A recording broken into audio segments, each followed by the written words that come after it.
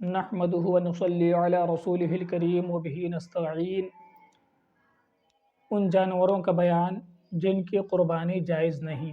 हज़रत अली रज़ियल्लाहु तआला अन्हु रिवायत करते हैं कि हुज़ूर अक़दस सल्लल्लाहु अलैहि वसल्लम ने इरशाद फरमाया, 4 किस्म के जानवर क़ुरबानी के लिए दुरुस्त नहीं। नंबर 1, काना, जिसका कानापन ज़ाहिर हो। नंबर 2, जिसकी बीमारी ज़ाहिर हो। नंबर 3, लंगड़ा, जिसका लंग ज़ाहिर हो। नंबर 4, ऐसा लागर जिसकी हड्डियों में मग़ज़ ना हो। हज़रत अली रज़ियल्लाहु तआला अन्हु रिवायत करते हैं कि रसूलुल्लाह सल्लल्लाहु अलैहि वसल्लम ने कान कटे हुए और सींग टूटे हुए की क़ुरबानी से मना फरमाया।